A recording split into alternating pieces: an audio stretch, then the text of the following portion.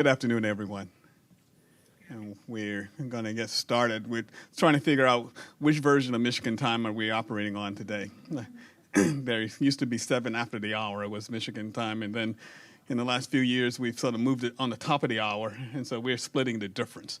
And we will start a few minutes after the hour. I want to welcome you to today's discussion, Organize Against the Machine, Labor's Response to AI. I'm Earl Lewis, and I have the pleasure of directing the Center for Social Solutions here at the University of Michigan. And the center was founded in 2018. And on your screen is a scene from actually San Francisco in 2018. I was walking along Sandstone Street in San Francisco and looked up, and there was a coffee kiosk being operated by a robot. And the robot had one human helper. And I remember being struck by what it meant, because there was a Peace Coffee around the corner, Starbucks across the street, and there were about 4 or 5 other coffee shops within an easy 2-block radius. And I kept thinking, this is an interesting suggestion about the future when you have people queuing up to engage with this robot and this image of a future where the humans were the helpers rather than the robots were the helpers. And so, because the robot was the one making the coffee. And I use this as a metaphor in a certain kind of way for helping us think through some of the questions in the center. So the center was formed with the idea of working in 4 domains. One was diversity and democracy. A second was slavery and its aftermath. A third was water, equity, and security. And the fourth was the dignity of labor in an automated world. And some people say, well, those are 4 discrete areas of interest. And we say, no, they aren't. They're actually all connected in very fundamental ways. And today, as we explore this conversation, I think we will become even clearer. It will become clear that, indeed, when we talk about diversity and democracy, when we talk about slavery and its aftermath and the political economies that have evolved around the world since the end of the 19th century, when we talk about things like security and water, and we talk about labor and dignity and automation, they are connected. They're connected in one form or another. And I want to thank Caroline Egan, who's a research associate in the center, for actually pulling today's panel together and who will moderate. Caroline is a graduate of Georgetown University, came to Ann Arbor and worked on the DMAC survey for a number of years, and we were able to lure her across campus to come and be a research associate in the center. And so, Caroline, it's all yours. Thank you so much, Earl. Hello, everyone. Thank you so much for coming today. We're delighted to have you here with us for our panel discussion, Organize Against the Machine, Labor's Response to AI. This is the first in what we hope will be an ongoing discussion series that examines the future of work from a variety of perspectives, exploring the evolving landscape of labor in an era of rapid technology and socioeconomic transformation. Our conversation today will focus on the impact of artificial intelligence on labor, the effort of workers in various industries who are fighting to ensure that work continues to work for humans, and how this fight connects to a larger historical struggle. Workers have been organizing in anticipation of and reaction to AI's growing functionality and usability. WGA and SAG-AFTRA have made AI policy and regulation a central part of their demands. The Culinary Union of Las Vegas is seeking to protect their workers from AI in their upcoming contract negotiations. The AFL-CIO has convened a working group to discuss artificial intelligence policy and regulation. This is the issue of the moment. Concerns about AI and job displacement feel particularly salient in the wake of the Great Recession and the uncertainty of the early days of the COVID-19 pandemic. These concerns feel even more real here in the American Midwest, where entire communities have lost so much to the disappearance of industries as automation ate slowly away at the factories that occupy this landscape. To borrow from the potent words of former President Barack Obama from his 2017 farewell address, the next wave of economic dislocations won't come from overseas. It will come from the relentless pace of automation that makes many good middle-class jobs obsolete. But job displacement should not be our only concern. In many ways, the current use of AI threatens many aspects of job quality. due to increased surveillance, lost privacy, algorithmic management, and other issues which negatively affect workers' physical and mental well-being. Moreover, the data that is used to train AI systems and that are used to make decisions regarding hiring, firing, and promotion may result in the recreation and reinforcement of existing racial and gender biases, creating an increasingly stratified workforce. To discuss these issues here with us today, I have a few fantastic academics from around the Detroit area, from the U of M and from Wayne State University. We have Liz FOW. Liz FOW is the Director of Labor at Wayne and Professor and Chair of the Department of History at Wayne State University. She specializes in labor and working class histories and women and gender histories and is the author of several books, including Rethinking the American Labor Movement. This fall, she will be a visiting senior scholar at the Institute for Advanced Studies at the University of Bologna, working on her project, Rediscovering That Work is Dangerous, Redefining Workplace Risk in the Late 20th Century. We also have Molly Kleinman. Molly Kleinman serves as the Managing Director of the Science, Technology, and Public Policy Program. She brings over 15 years of experience across several areas of higher education, and much of her work is centering on technology, policy, educational technology, and intellectual property. Molly received her PhD in higher education policy from the University of Michigan Center for the Study of Higher and Post-Secondary Education, her MS in information from the University of Michigan School of Information, and her BA in English and Gender Studies from Bryn Mawr College. We also have Merva Hickok. Merva Hickok is the founder of AIethicist.org and the president and research director at Center for AI and Digital Policy. She's a globally renowned expert on AI policy, ethics, and governance. Her research, training, and consulting work focuses on the impact of AI systems on individuals, society, and public and private organizations, with a particular focus on fundamental rights, democratic values, and social justice. Here at the University of Michigan, she is a lecturer at the School of Information and teaches a class on responsible data and AI. Merv has provided testimony to the U.S. Congress, State of California Civil Rights Office, New York City Department of Consumer and Workplace Protections, Detroit City Council, and many global organizations interested in AI policy and ethics. Finally, we have Lionel Robert. Lionel Robert is a professor here at University of Michigan School of Information and is the director of the Michigan Autonomous Vehicle Research Intergroup Collaboration, which is an affiliate of the University of Michigan Robotics Institute, and the National Center for Institutional Diversity. He's also the director of the Center for Computer-Mediated Communications at Indiana University. His research focuses on the collaboration through and with technology, with a particular emphasis on online collaboration, human-robot collaboration, and the sharing economy. I hope I got through everyone's introductions well, trying to make sure we get this conversation within 1 hour.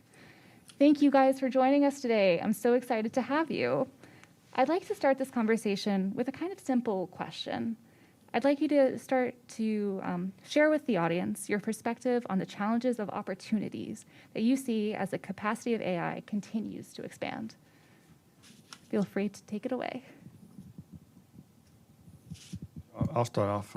And just to make sure, I'm a affiliate of the Computer-Mediated Communication Center at Indiana, not the director. No problem. I just want to clarify that because Michigan's pretty particular about who you work for when you're yeah. So I don't like. So I think one of the things to think about, and I may have mentioned before, a lot of the conversations on AI and labor has this overriding assumption that there'll be a lot more people than jobs, and people talk about basic income, and that may not be true. That may not be true at all. There's a real possibility that going forward there'll be more jobs than people. In particular, there are certain, the generation before us, my parents and their parents, much larger. And as those people are living longer, there's more need. A lot of robotics are being driven by assistance robotics. Autonomous vehicles are really being pitched as more of an assistant technology. And so, and that, because according to AARP, the average American will live 10 years longer than he or she can drive, or they can drive. So in that sense, in a real sense, this technology has an opportunity to enable people, provide opportunities, help people live a much more healthier and longer life, allow people to stay home longer, as opposed to, so there's a lot of opportunity. Now, that doesn't mean it's going to happen. I don't think these are not foregone conclusions. We have to shape the direction of way things go. And so I don't think by any means it's a foregone conclusion that it's going to be a positive, wonderful scenario, but I see a lot of potential and a lot of opportunity. And I'll continue in terms of shaping the future. Pew Center, so this is like one of the oldest organizations in the US running surveys, public surveys. They have been running this survey public feelings, concerns about AI for a few years now. Between last year and this year, the numbers of concerned people, number of Americans concerned have jumped significantly, as well as the knowledge of AI, like have you interacted with AI, are you concerned, not concerned, neutral, etc. So both numbers have gone up, and I think generative AI has played some role on it, and some of the conversations that became more stream. I see the possible benefits and risks of AI to be shaped by the people, by whether it's the workers, whether it's the public communities, and trying to imagine what where AI should be used, how AI should be used, rather than so far it has been more either the states or the employers being, making those decisions and imposing upon the workers, imposing upon the society, whether it's surveillance systems, whether it's algorithmic risk profiling, or in workplace similar AI systems.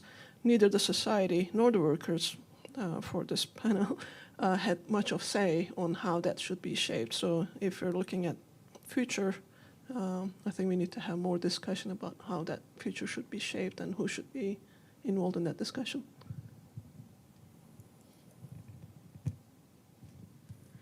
Well, I'm the historian on the panel, so of course I have very little to say about the future.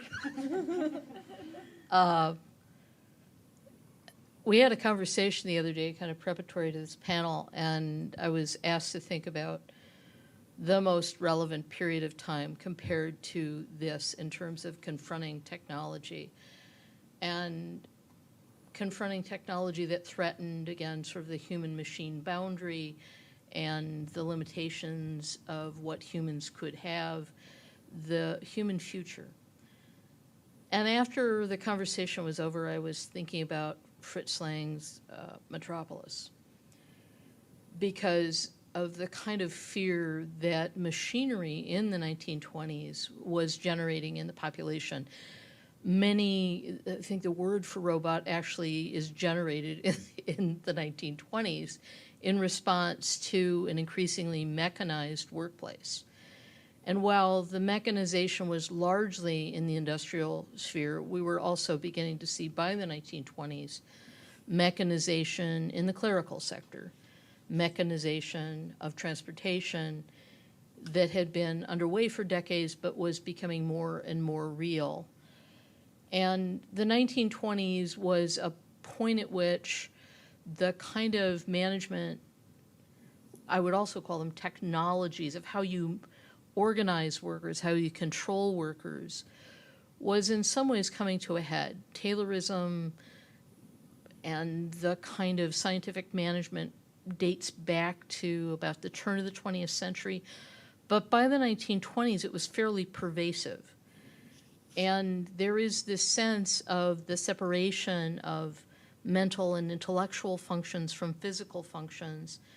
And again, this sort of sense that machines could easily replace human beings. And it's those kind of concerns that by mid-1920s generate a pretty vital and vibrant debate about impending technological unemployment that would essentially swamp our society and ruin our economy. Well, the 1930s is right around the corner, and some of that had, actually most of it had absolutely nothing to do with what people were afraid of in terms of automation. But there was a kind of dynamic here that occurs between people starting to think of how much labor do we need in society, how should it be organized, and to come increasingly to an understanding, at least on the left and in labor circles, that these are not being driven by a scientific logic, but by political decisions of how technology is developed and how the benefits of that technology are distributed. And by the 1930s, it becomes very clear that this technology already is beginning to create rifts. And while that changes for a while in the 20th century, we once again are encountering the same set of questions about what does this technology mean for future employment trends? How can we control it, and how is it being used to control us as workers and as human beings?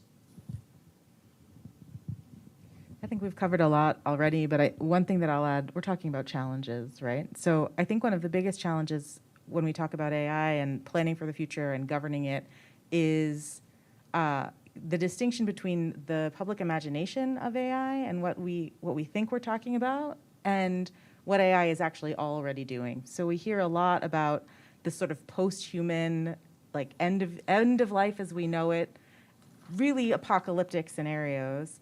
And a lot of the energy and focus is there when already we're seeing artificial intelligence dramatically change the experience of workers in the workplace, increase their risks in some really profound ways.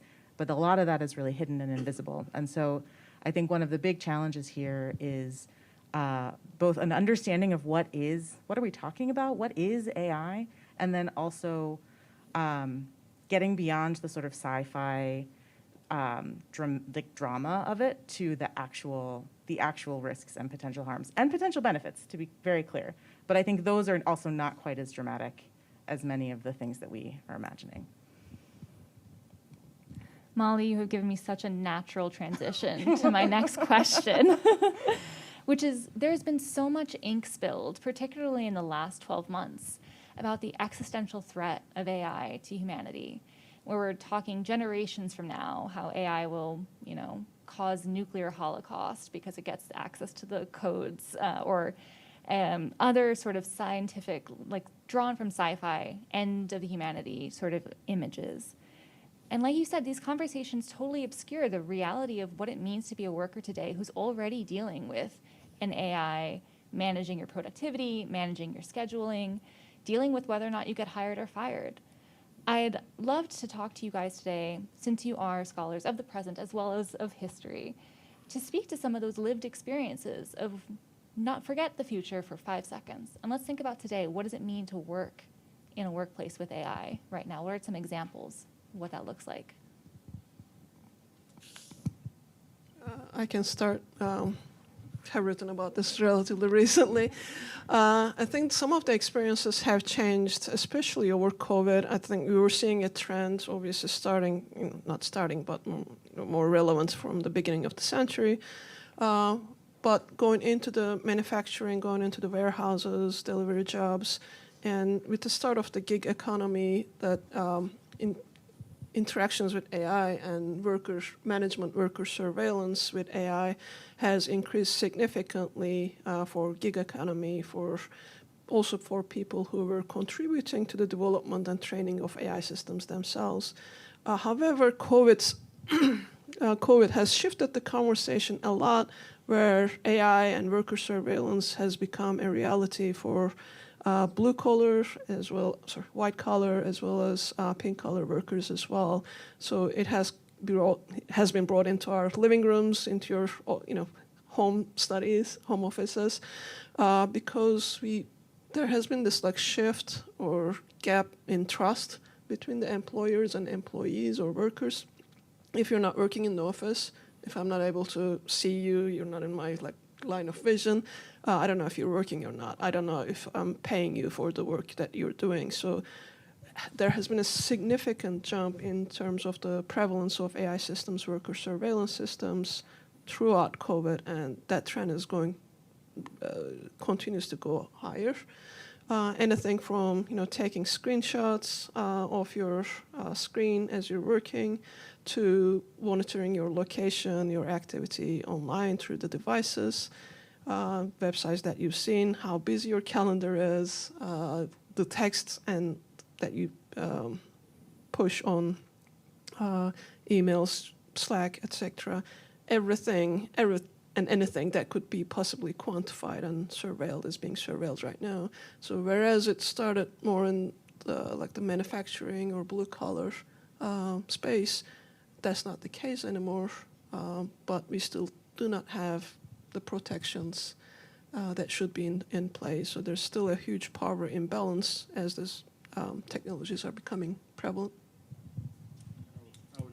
So from the standpoint of a worker, I know, for example, people who work in warehouses are now working with robots, and not just robots like you would imagine, but like little small things going on. Right? And so, where before if you worked in a warehouse, you would look out, you would see all these people.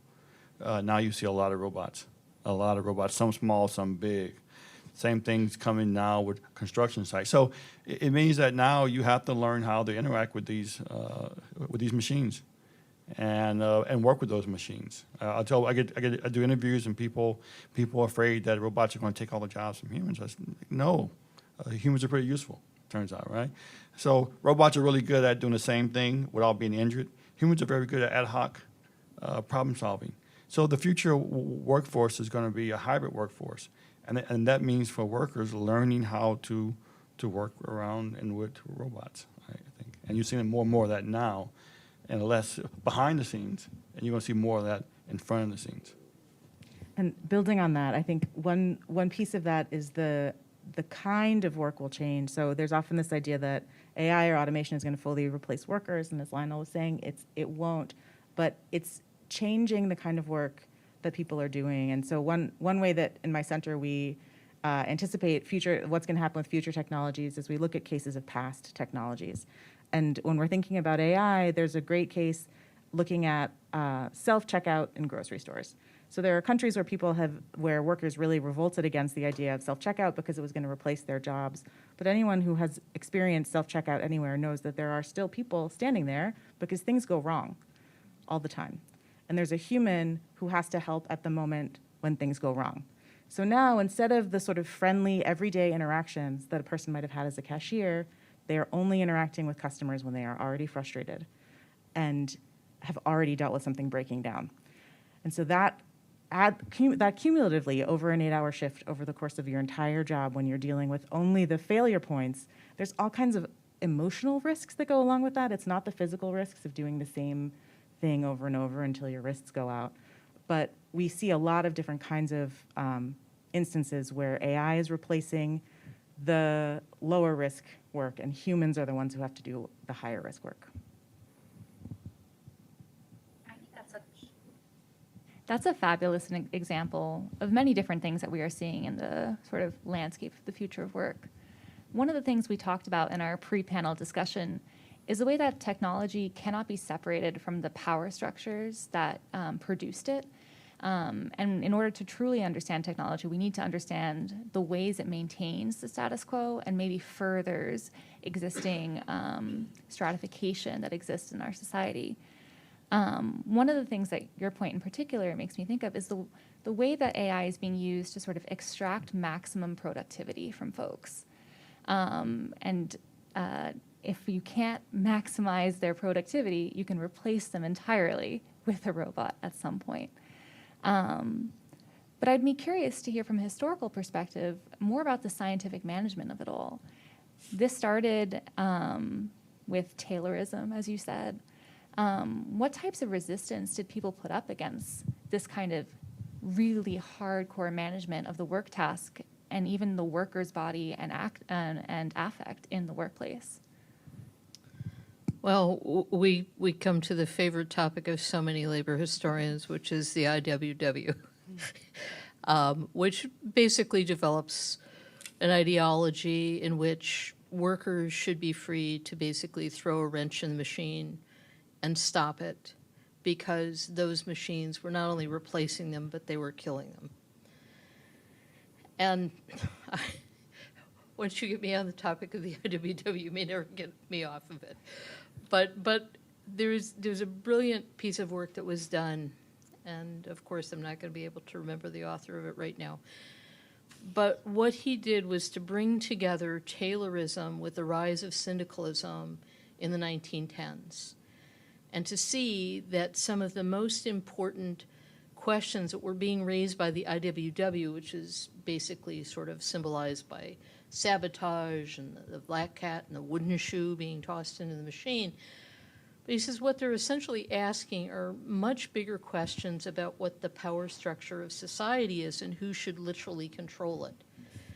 And they saw the rise of Taylorism, which increased the surveillance of individual workers, increased the pace of work through the use of the stopwatch and the sort of filmed photography of workers to sort of show the kind of extra motions that they were making and attempt to, again, sort of streamline human productivity and engineer the human body to fit this new industrial process, as essentially the same kind of questions that one would ask about any kind of power structure, about the power embedded in the simplest human interactions in the workplace.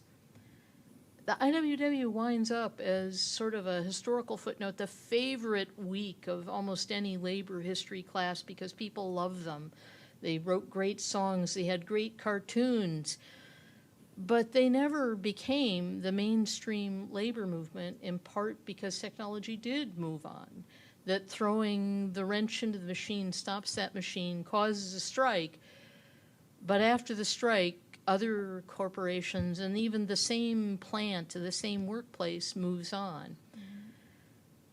The more useful kind of interventions with technology, and they sometimes are short-term, are when labor unions and worker organizations or professional organizations like the AMA or the Bar Association basically starts to ask questions about how we use the technology and how the benefits, again, are distributed.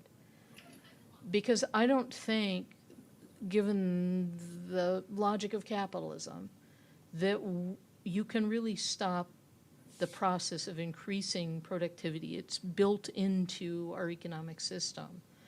But what you can do is make human and political decisions about how that technology is employed to build protections and again for workers and for other people within the system, and to make decisions about how the benefits of that technology and the profits generated from it are distributed.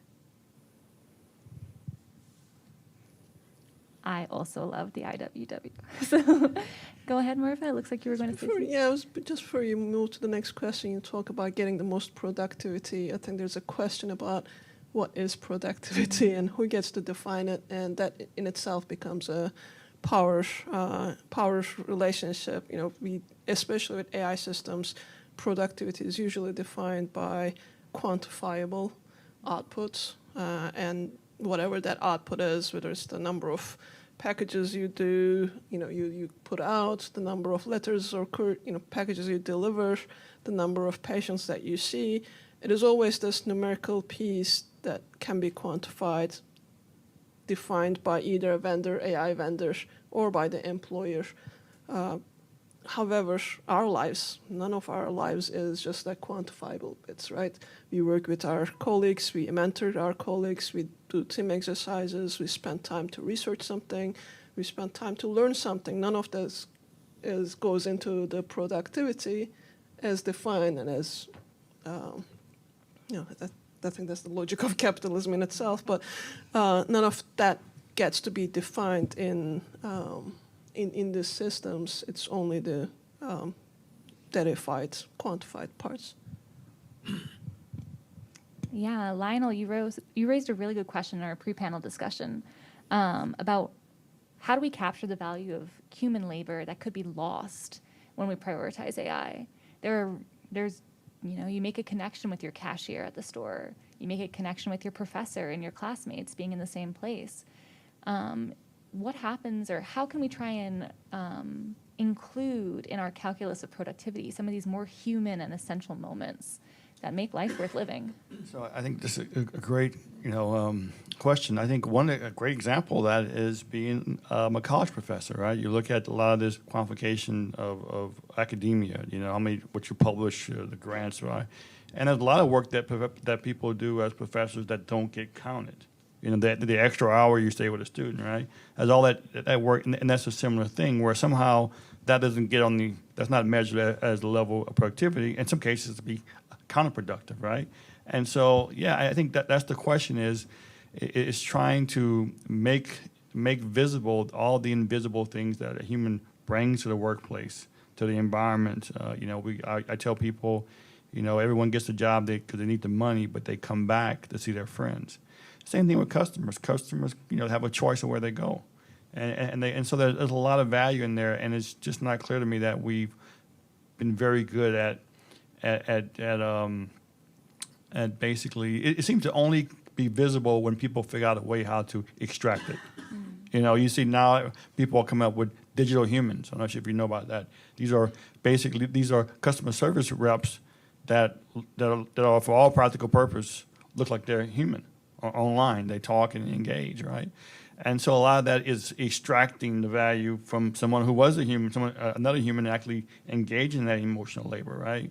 But short of that, I think it's very difficult because I think the mindset is there's always a way that we can automate that and save money, and I think that's always ticking in the back of someone's mind, and I think that's hard to go against that. It really is a challenge because it sounds like what we're dealing with is not merely an issue with technology, but an issue with capitalism and the logic of capitalism and how that expands. It has an outgrowth of technology that then reinforces capitalism. For the recording's sake and for everyone else, we are not anti-capitalist necessarily here. Rather, we're here to envision futures that can work for everyone.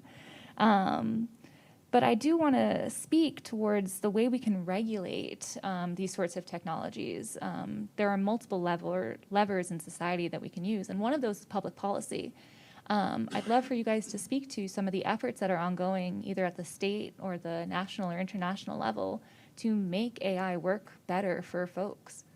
Do you want to start? Sorry, I can do it. So there, it's in the U.S. at least, we have a long history of failing to effectively regulate technology, and it remains to be seen if we're going to do better this time. There's a proposed AI Bill of Rights.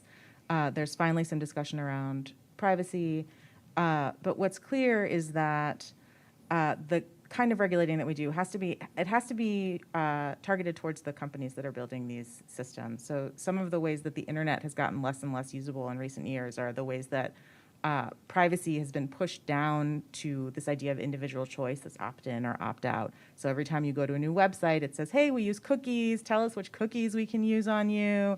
And those kinds of things make it about an individual's experience and an individual responsibility. And we cannot be regulating AI on the level of an individual. We have to be doing it at the level of corporations, at the level of countries and globally. Europe has a data protection law that affects all European countries, but I think it did some good for Americans, even though we don't have good data protection here, because it forced all of these multinational companies to set up some practices that work here also. So I think these are conversations that really need to happen on a very large scale globally. And for workers as well, I think there's this idea that maybe we can be finding some solidarity across countries. And I'll tackle the question from a different angle. And Amal, to your point, in the US, there is no federal privacy regulation. So, right, and anything that you can collect on worker data or any data for that matter is almost game, with the exception of some health data.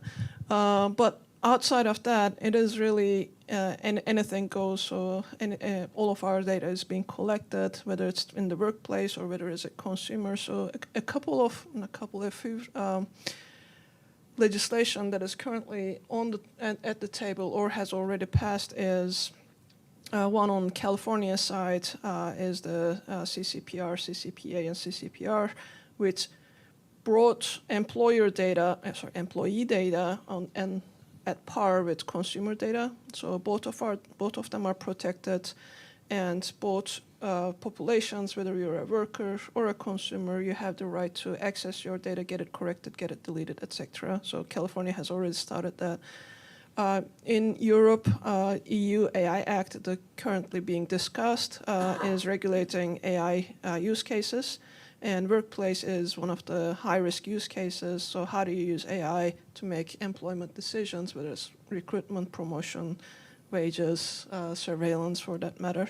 So they are looking to regulate, and very interesting for me for the work that I do, US has also introduced Senators Blumenthal and Senator Hawley 2 weeks ago introduced a bipartisan US AI Act. Whether it will go forward or not, we'll see, but it has similar protections that EU AI Act is bringing together. Putting forward.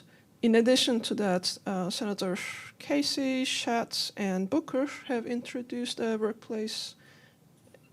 exploitative workplace surveillance practices legislation. So they're working through that.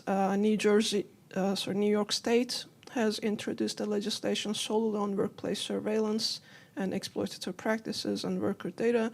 So I think there is an understanding and appreciation of the urgency and the need for regulation in this space.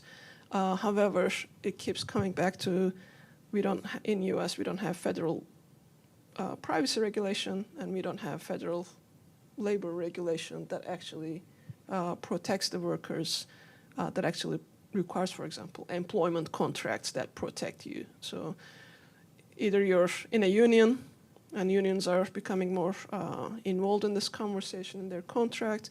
Either you're protected by your union or you're not. So we're hoping that some of these legislations go forward or get more traction in the US as well. So everyone call your senator, call your representative to make sure they support it. I want to build on that a little more and just zoom out that when we're talking about regulating AI, there's regulating the inputs, the huge quantities of private data. There's the inputs into AI. There are the things that AI collects, and then there are the ways that AI is used. And all three of those are sort of different streams of potential regulation or existing regulation. And especially when you're looking at how AI is used, in some cases we actually do already have regulation. So one good example is the Americans with Disabilities Act. Has a lot, there's a lot in there about hiring and the ways that you cannot discriminate against people with disabilities in hiring. We have AI tools that are almost certainly discriminating against people with disabilities. We're just not enforcing these laws that already exist to deal with them. And so that's a sort of another thread that I see in the regulation space. One of the other challenges that I've noticed, particularly with ADA issues, is that a lot of these AIs that are used for hiring and firing and promotion are owned by private companies. And so it's hard to actually place a lawsuit against a company to challenge a hiring or firing decision. So our legal system isn't necessarily prepared to take these kind of cases. Moreover, with the black box of how these decisions are made, it's hard to get a straight answer to say, I was discriminated against because of X. You look like you're going to say something, Lionel. Yeah, I mean, it's more complicated than that in the sense that, corporations will take data and move it to other countries that have no regulation, all right, or the processing to a different organ. So it's not quite clear where the actual data is, who processed it, who made the decision.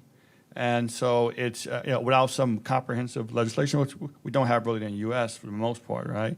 But across the globe is even more problematic. And this is why a lot of countries now, are being very strict about what you can do with their citizens' data because of this same issue.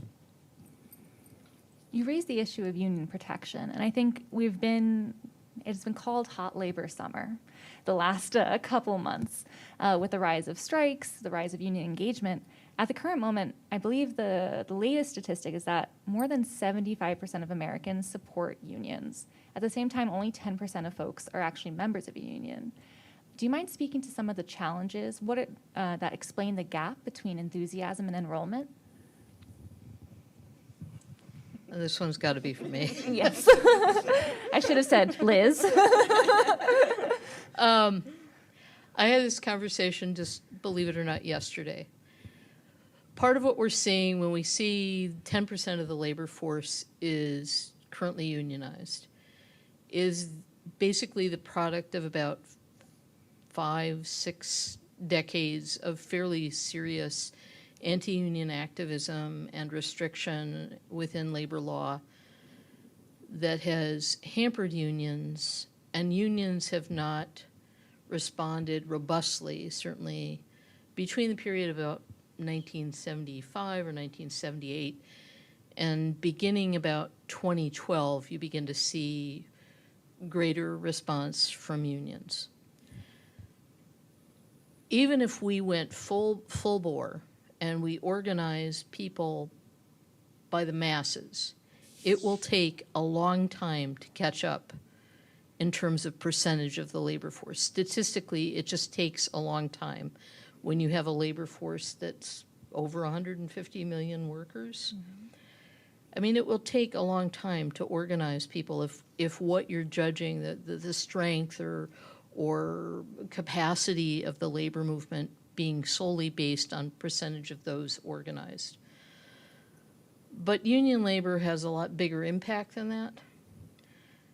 And both in policy and in politics, also in the way that employers react to workers, protect them, compensate them, is governed by an environment in which unions are stronger and workers are indicating that they're willing to strike. Mm-hmm. The second piece of this is about enthusiasm for unions, which has been growing over the past decade or so. And since 2018, we have seen massive strikes in all of the major sectors of the economy.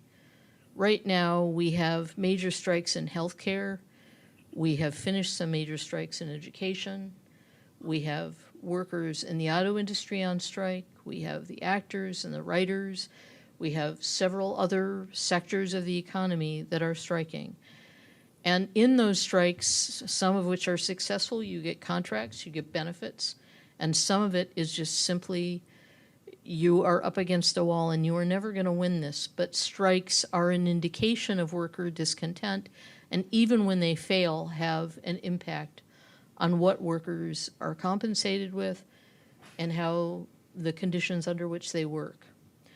So I think that the enthusiasm now has a lot to do with both increased worker activism that has made those issues public. I think in particular that both nursing and in teaching, the major theme of their organizing campaigns are about the common good. They're not just about a particular sector. That has captured the public imagination. But beyond that, the impact of the pandemic has been to both make people more discontent and also, as the pandemic mitigates and things improve and our economy has come back, for people to see with rising expectations the idea that employers ought to be fair, that they ought to give more compensation, and that workers ought to be protected. So let me chime in on that, and let me tell you why I think the numbers are low. I tell my students that almost certainly you're going to get a job in the next 5 to 10 years that does not exist today in a company that does not exist today. Almost certainly. So how do you unionize? I mean, if you're having wholesale companies being started and torn down, when there's rapid, development, new jobs, new industries, it would seem to be very difficult for unions to unionize in that kind of environment in certain aspects, I would imagine. I just have to say that tactics have to change just as work changes. So with the introduction or spread or improvement or vast drowning of all of us in AI environments, we're going to have to develop tactics that are appropriate to, again, retaining a certain amount of worker power in the workplace. Mm-hmm. One of the things that I think about a lot with the new types of jobs that can be created from AI are the folks who do content moderation, or the folks who are working as MTurk workers, where there really are these fractured work environments where you work by yourself and your work is not by the hour. It's not a 40-hour work week, but it's dependent on the number of tasks you are assigned by an algorithm. You don't necessarily know your employer who has assigned a task to you, et cetera. I'm curious to see if there's any thoughts on like how we either regulate or make better folks who are in that kind of work environment, who are gig workers, who are in these fractured workspaces. I don't know if anyone has an answer to that question. I can give some examples. So in Europe, I'm trying to remember, it was Netherlands, I believe, either Netherlands or Italy. They passed a regulation last year, actual court case, where gig workers are considered as having the same rights as workers. So they're not contractors, independent contractors by definition, which do not have any protections, any benefits, any health benefits, etc. But they are considered on par with the workers, which changed the game a bit in Europe. California again is going through the same conversations where it's really easy to push this out to independent contractors, and don't worry about what you need to do with them. They're on their own. They have to pay for their devices. They have to pay for their work. They have to pay for their sustainability, etc. And they just get paid for this small amount for the task. So I think that needs to change. But coming back to what I was saying earlier in terms of labor protections, labor law in the U.S., most of the people in the U.S. work without contracts. You work at will, which means that both you as the worker and the employer can terminate the contract without any cause. So you don't have any protections. Whereas in Europe, you have to go through a significant process to make someone redundant, fire them, you have to go through performance management. You have to provide their health insurance, other insurance, etc. for that period, etc. In the U.S., we don't have that unless you're at a very high-paying job, and it's specifically described in your contract. So I asked you guys this question in the pre-panel discussion. We've talked about a lot of dark and heavy topics. If I were asked to ask you today, how can I walk away with some optimism about the future of work tomorrow, in the next 10 years for the next generation, what would you tell me? Anything? Or would you just say I should just give up now? I would tell you there's a lot of opportunity for access. Healthcare in places where they don't have healthcare, technology can enable that. And it's not perfect, but in some cases they don't have a choice. So there is a lot of opportunities for access to reach out to places we were not before. Cost is still a big barrier for a lot of things. And don't want to say this to be a bad guy, but human labor is the bulk of that cost in many cases. And so we talked about Frederick Taylor. I use him in my class, and I talk about how before Taylor was not quite, but labor and capital were like one, because you worked for your uncle who made furniture, right? And then they separated that, right? But there were a lot of people who uncle didn't make furniture, right? Who couldn't get a job. So I mean, there's both this idea. There are pros and cons to this. It will enable some things. I think it's, I think we have to get in there and fight to make a better future. It's possible, but it's not going to happen if we just hope it happens, right? Mm-hmm. I don't remember what I said in our pre-panel conversation, but I think one thing that I feel cautious optimism about right now is the level of attention that AI is getting and about the impacts of AI, because it means that we might actually get ahead of it in a way that we have failed to do in a lot of previous technological revolutions. So I was thinking through a lot of this conversation, I was thinking about social media. And when social media sort of exploded onto the scene in the aughts, we were entirely unprepared. And it had a lot of impacts that nobody foresaw. And there was this attitude of, well, cat's out of the bag. Mm-hmm. We just have to learn to live with Facebook destroying democracy in some countries. No biggie. And this time, I think there is a lot more, maybe because of the fear and because of the way that science fiction has prepared us, I think that there's an opportunity to actually get ahead and find some ways to reap the benefits and maybe minimize some of these harms. I don't know if it will actually go that way, but there's the possibility in a way that there hasn't been always. I'm more optimistic about scientific research and discovery than workplace.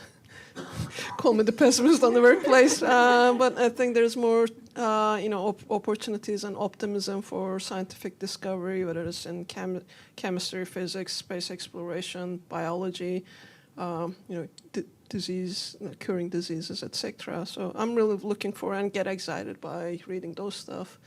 Not so much the workplace space. I'll say something just to say something, which is literally, I think that what this moment looks like to me is that it's an opportunity to talk about the meaning of technology, how it's distributed, who has access to it, but also the meaning of what it is to be human. Because much of this AI is affecting creative industry, places where the information sector, and there is a way in which I think some people think that all human creativity can be replaced by machine. I think that human history at least suggests that while human beings can do terrible things, it's really hard to actually get rid of them. That they have a creative capacity to think things, to think in nonlinear fashion, and also to give value to human life, to understand what that value is. So I don't know about AI's capacity to destroy the human species, but I do trust that human beings will be able to at least have a conversation about it before the end. That is a great way to end, I believe, because we'll have our own conversations. I want to open the floor up to Q&A. Please just let us know, raise your hand, and you'll have to take one of these microphones so you can be heard by the lecture capture. You have excellent. So we do have an extra one. So yes, please feel free to ask any questions.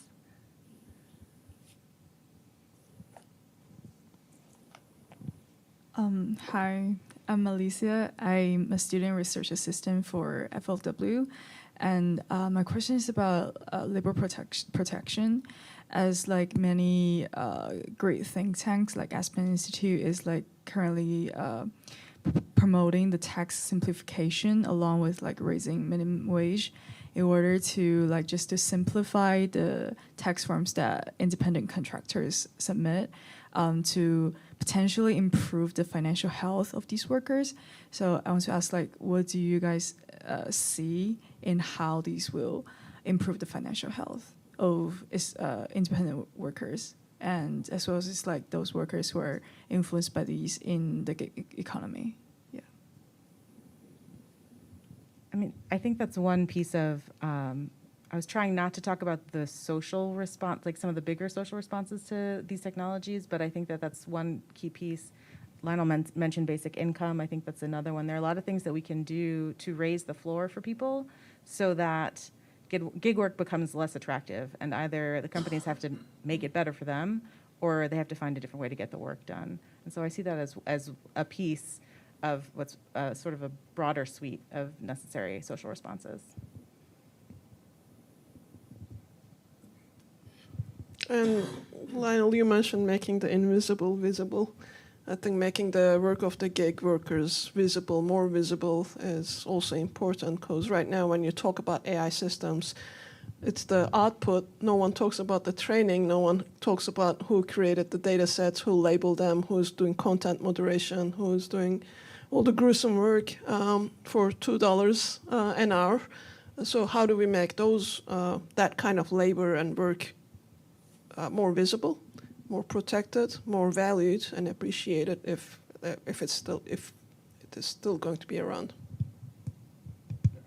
Some of this always amazed me because theoretically, you could make a strong argument that it is illegal to pay people who do in these gig work less than minimum wage, right? I mean, if you pay someone on Amazon to do a hit, theoretically, it should be legal for you to pay them, a wage that's less than minimum wage. But I've never heard anyone ever prosecuted for this.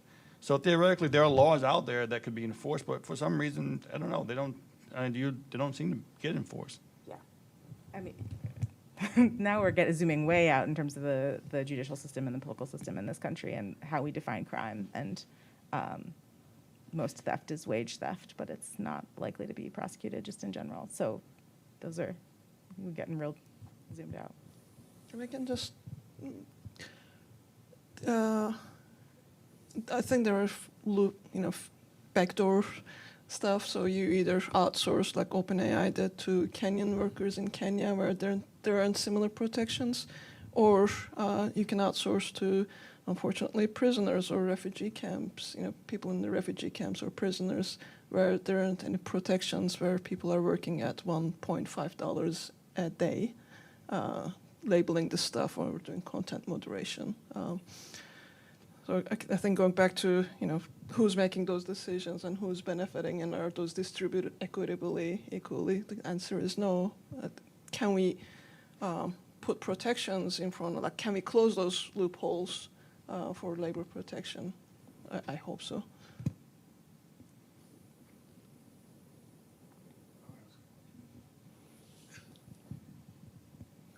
We call this session Organize Against the Machine, but several of you have been hinting at organizing with the machine. And so I wonder what happens if you sort of pivot the lens of analysis a little bit to from against the machine to with the machine. How does it change anything you've said?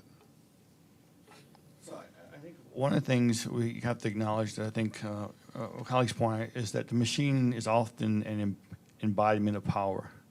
Like, someone decides they're going to make a machine that could replace your job, right? And so you probably can't organize with that machine, but as an individual worker, you could definitely leverage technology to make yourself better and more effective, right? The problem is, the reality is that most of the justification for automation is to reduce costs associated with labor. So when it shows up on the shelf, that's what it's designed to do. And that speaks to the issue of power. But I do believe an alternative is that, for example, there's no reason why you can't buy a robot and then have your robot go to work for you. There's no reason why you can't outsource your own robot to go earn some money for you. There's no reason why that should not be the case. And so there's no reason why, if you're a small business owner that let's say cut grass, you can't hire a bunch of robotic lawnmowers. I mean, there is, and make more money for yourself. I mean, so there is this opportunity. If you want to turn around to organizing with machine, there is an opportunity out there to empower people. So at least that's my statement on the corner.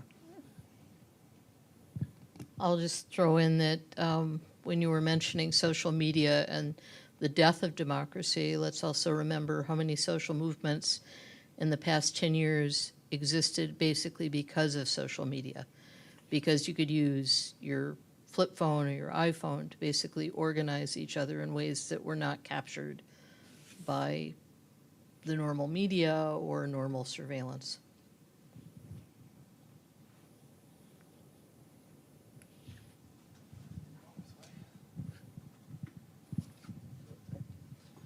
So I have a question around how do we create, for lack of a better term, a more resilient workforce going into the future?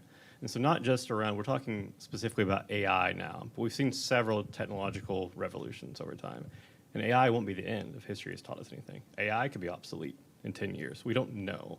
So how do we future-proof our workforce and protect workers going forward, regardless of the technology?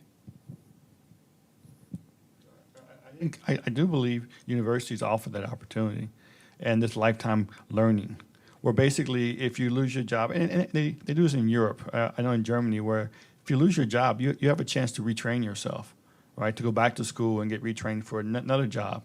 That's what I think is the future. And I think a lot of universities could be and it doesn't mean come to class, it could be online, right?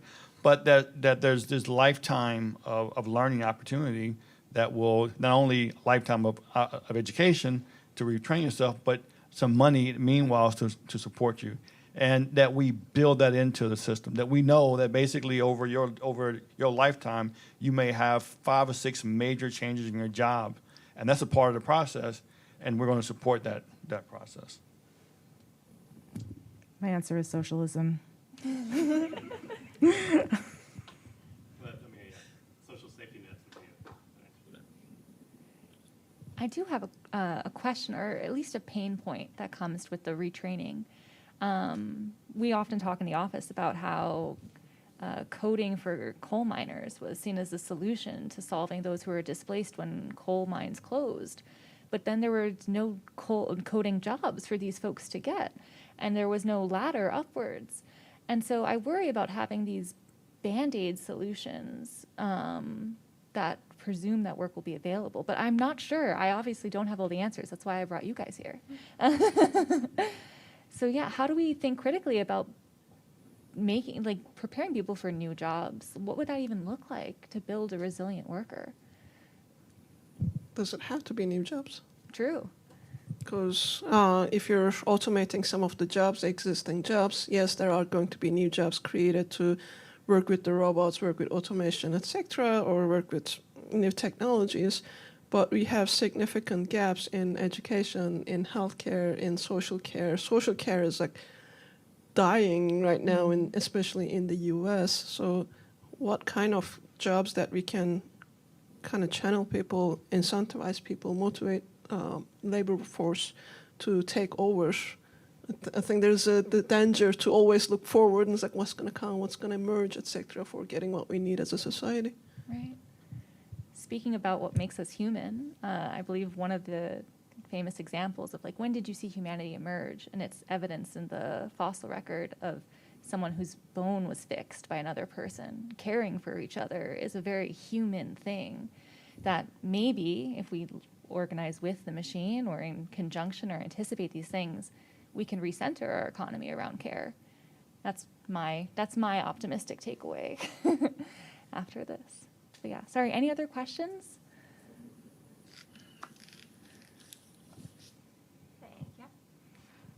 Thank you all for this really lovely panel, and to Carolyn for organizing it. I wanted to ask, because I think one of the things that's come up in a few of your remarks is right, the SAG-AFTRA and WGA strike, right? I think about that as a union that has a particular level of access to the public that many unions don't, right? We talked about making the invisible visible. And I want to think about places where instead it's less that it's invisible, but that they have been actively rendered invisible, right? Certain people, certain sectors of the economy. And I'm curious, right? It feels in some ways, right, like the sort of actors' demands against these kinds of lifetime replicas of them being used without compensation, writers, their sort of style and rhetoric being used without compensation. In some way, we have parasocial relationships with so many of these people that we're seeing advocating for these changes. I'm curious about how you see us being able to use some of that momentum and to bring it into other sectors, right, where there's this popular idea, right, whether it's true or not, right? Oh, nobody wants to have X kind of job, right? Like truckers and things like that. This idea that isn't true in reality, right? But from people who are setting policy, from people who are being given access to sort of public talking points that oh, we're replacing jobs people don't want, right? Or we are in some ways making the undesirable covered by AI. How do we make sure that all voices are heard, not just the ones who are most sort of overtly visible, or in some ways we have some level of affective connection to them?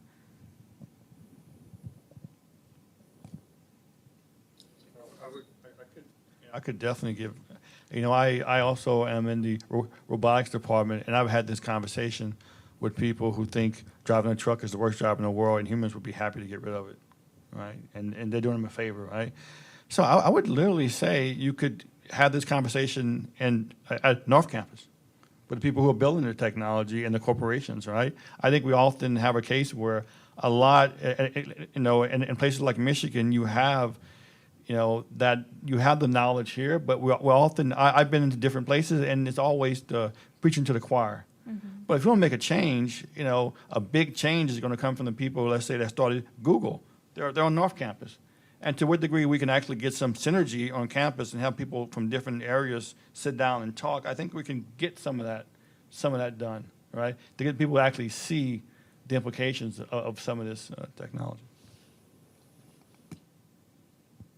Just because you said truck drivers, I'm going to continue on that. I actually know a couple of female truck drivers who went into their work voluntarily because they wanted to drive around the country, they wanted to see different locations, they wanted to independence, they wanted to be away from their smaller town and wanted to have more opportunities. So it was a choice for them, it continues to be a choice for them, and it is a life-changing thing for them to say that, we're going to automate, and both of them are actively resisting automation and surveillance within the trucks as well. But to tell them that, okay, your work is not worth it, we're going to automate it, you're better off, is literally swearing at them and minimizing their choices. So looking at, I think there's a tendency, especially from technologists, to look down on these are the small jobs, that these are unnecessary jobs. How can we automate them? Not understanding what it actually means for the people who are doing it, and whether that is actually the case. Yeah, I think the case, Lionel, that you raise of people who have the capacity to design these new technologies, dismissing out hand the value of a certain type of work and a certain type of lifestyle, is incredibly interesting and dismaying to me. I think about the folks who design the Fitbit, where it punishes you if you don't get 8 hours of sleep, and it punishes you if you don't walk 10,000 miles a day, you fail, in the sense that you don't get a reward. And those were designed by folks who did not actually work with human behavior and think about what makes a day worth living, what makes you feel successful at the end of the day. And I think we have to think critically about how do we take that human value, take the process of what is worthwhile about the work we do, take a capacious view of work, and bring that into the boardrooms and where people are making decisions, but also into the labs where people are designing work. We need that cross interdisciplinary collaboration. And I'm not sure we're seeing good examples of that yet. I won't speak, you guys have more experience in the university than I do, but that's the kind of work that I think we'd like to see, is how do we make the human a part of the robotic design? Well, part of the problem, part of the reality is that University of Michigan, most of the students coming from a certain economic background, right?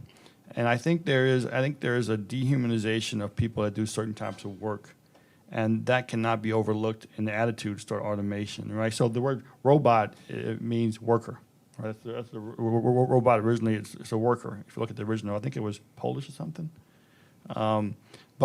But it's the idea, and I think you look around campus, and I think how many people know the janitor on their floor? I'll talk to the janitor on my floor every morning because we come in around the same time. Mm-hmm. But how many people actually know people who work here?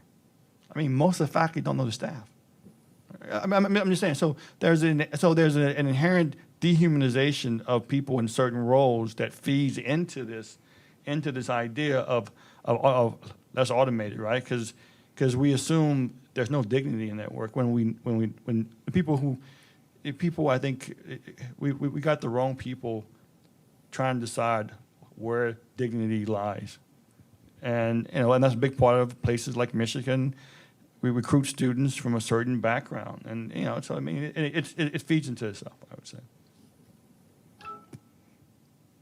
Well, thank you guys so much for coming out here. I really appreciate it. This was a fantastic discussion. Thank you also for everyone coming. I hope you learned something. Please feel free to sign up for our email list, and you can hear about more of these conversations that we'll be hosting in the future. And please, please, please take some U of M branded cookies. They're very delicious. Thank you, everyone.